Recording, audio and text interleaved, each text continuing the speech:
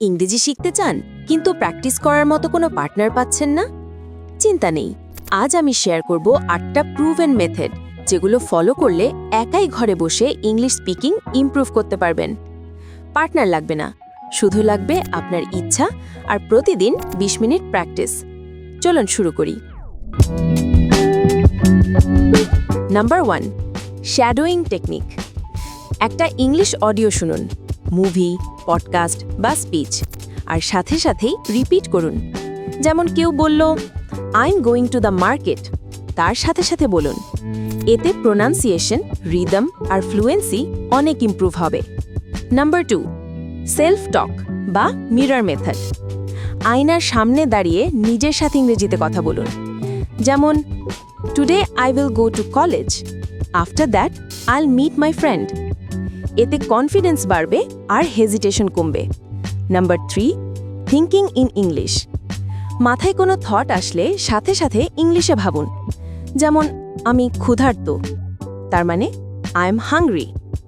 এভাবে অভ্যেস করলে একসময় ন্যাচারালি ইংলিশে ভাবতে পারবেন। Number 4, role play practice. কোনো পার্টনার থাকলে ছোট ছোট সিচুয়েশন প্র্যাকটিস করুন। যেমন রেস্টুরেন্টে ফুড অর্ডার করা বা এয়ারপোর্টের টিকিট কেনা। এতে রিয়েল লাইফ কনভারসেশনের জন্য প্রিপেয়ার হয়ে যাবেন। Number 5, use AI English app. Partner পাচ্ছেন না? প্রবলেম নেই, ভিন্ন ইংলিশ অ্যাপে আছে এআই রোল প্লে ফিচার। এখানে আপনি ডক্টরের কাছে যাবেন বা দোকানে শপিং করবেন, এআই সবে আপনার partner. Number 6, recording and listening back.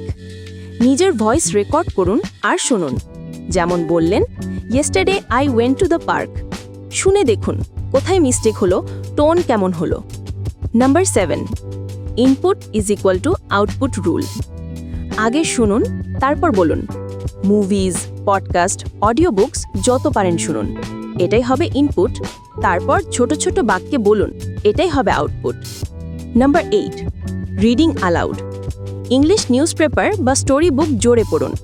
এতে মুখের মাসেলস অভ্যস্ত হবে, প্রোনাউন্সিয়েশন পরিষ্কার হবে। তো এই 8টা প্রুভেন মেথড ফলো করলে একাই ঘরে বসে ইংলিশ স্পিকিং ইমপ্রুভ করতে পারবেন। ভিডিও ভালো লাগলে একটা লাইক দিন আর কমেন্ট করে জানান কোন মেথড আপনি আগে ট্রাই করবেন। আর স্পোকেন ইংলিশ নিয়ে আরও হেল্পফুল ভিডিও পেতে চ্যানেলটা সাবস্ক্রাইব করতে ভুলবেন না।